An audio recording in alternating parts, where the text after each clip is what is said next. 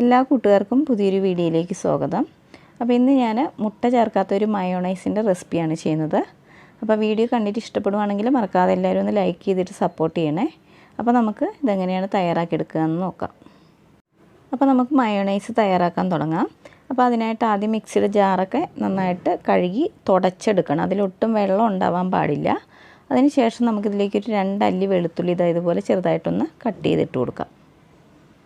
ഇനി നമുക്കിതിലേക്ക് വേണ്ടത് പാലാണ്. അപ്പോൾ നമ്മളിതിന് മുട്ടയ്ക്ക് പകരം പാലാണ് യൂസ് ചെയ്യുന്നത്. ഈ പാൽ ഞാൻ നന്നായിട്ട് തിളപ്പിച്ചതിന് ശേഷം ഒരു അരമണിക്കൂർ ഫ്രീസറിൽ വെച്ചിട്ടൊന്ന് തണുപ്പിച്ചിട്ടാണ് എടുത്തിരിക്കുന്നത്. അപ്പോൾ നമ്മളിതിലേക്ക് എടുക്കുന്ന പാൽ ഫ്രിഡ്ജിലോ അല്ലെങ്കിൽ ഫ്രീസറിലോ വെച്ചിട്ടൊന്ന് തണുപ്പിച്ചിട്ട് എടുക്കുകയാണെങ്കിൽ നമ്മുടെ മയോണൈസ് കറക്റ്റ് ടെക്സ്ചറിൽ നമുക്ക് കിട്ടും. അപ്പോൾ ഞാനിതിലേക്കൊരു 1/2 കപ്പ് പാൽ ഒഴിച്ചു കൊടുത്തിട്ടുണ്ട്. ഇതിന് നമുക്കൊന്ന് അടിച്ചെടുത്തിട്ട് വരാം. ഇനി നമുക്കിതിലേക്കൊരു 1/4 ടീസ്പൂൺ ഉപ്പ് ചേർത്ത് കൊടുക്കാം. അപ്പോൾ പിന്നീട് നോക്കിയിട്ട് ആവശ്യമുണ്ടെങ്കിൽ കുറച്ചുകൂടി ചേർത്ത് കൊടുക്കാവുന്നതാണ്. ഇതിൻ്റെ കൂടെ തന്നെ ഒരു 1/2 ടീസ്പൂണിനടുത്ത് പഞ്ചസാര കൂടെ ചേർത്ത് കൊടുക്കാം. എന്നിട്ട് നമുക്കിത് ഒന്നുകൂടി ഒന്ന് അടിച്ചെടുത്തിട്ട് വരാം. ഇതിപ്പോൾ ഞാൻ ഒന്ന് അടിച്ചെടുത്തിട്ടുണ്ട്. ഇനി നമുക്കിതിലേക്ക് ഓയിൽ ചേർത്ത് കൊടുക്കാം. ഞാനിപ്പോൾ ഇവിടെ സൺഫ്ലവർ ഓയിലാണ് എടുത്തിരിക്കുന്നത്. അപ്പോൾ ഇതിന് പകരം വെളിച്ചെണ്ണ ചേർത്ത് കൊടുക്കരുത്. വേറെ ഏത് തരത്തിലുള്ള വെജിറ്റബിൾ ഓയിൽ എടുത്താലും കുഴപ്പമില്ല. ഞാനിപ്പോൾ ഇവിടെ 1 കപ്പ് ഓയിലാണ് എടുത്തിരിക്കുന്നത്. അപ്പോൾ ഇത് ആദ്യം നമുക്ക് മുഴുവനായിട്ട് ഒഴിച്ചു കൊടുക്കണ്ട. ആദ്യം ഒരു 1/2 കപ്പ് ഒഴിച്ചു കൊടുത്താൽ മതി.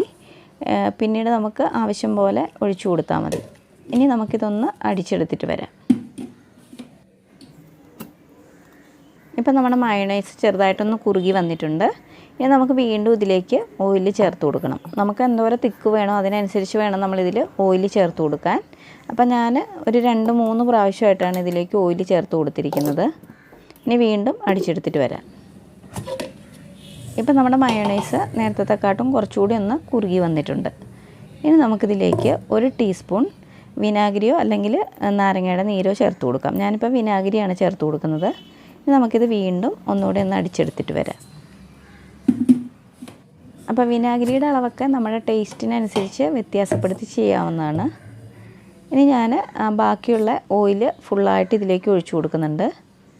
അപ്പോൾ ഞാൻ ടോട്ടൽ 1 കപ്പ് ഓയിലും അതുപോലെ 1/2 കപ്പ് പാലുമാണ് എടുത്തിരിക്കുന്നത്. ഇനി നമുക്കിത് വീണ്ടും നന്നായിട്ടൊന്ന് അടിച്ചെടുത്തിട്ട് വരാം.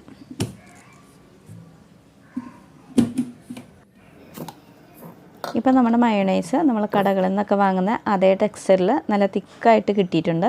അപ്പോൾ ഈ സമയത്ത് ഉപ്പോ അല്ലെങ്കിൽ പഞ്ചസാരയോ വിനാഗിരിയോ എന്തെങ്കിലും കുറവുണ്ടെങ്കിൽ നോക്കിയിട്ട് ചേർത്ത് കൊടുക്കാവുന്നതാണ്. ഇനി നമുക്കിതൊരു പാത്രത്തിലേക്ക് ഒഴിച്ചു കൊടുക്കാം. അപ്പോൾ നമ്മുടെ മുട്ട ചേർക്കാത്ത മയോണൈസ് ഇവിടെ റെഡിയായി കിട്ടിയിട്ടുണ്ട്.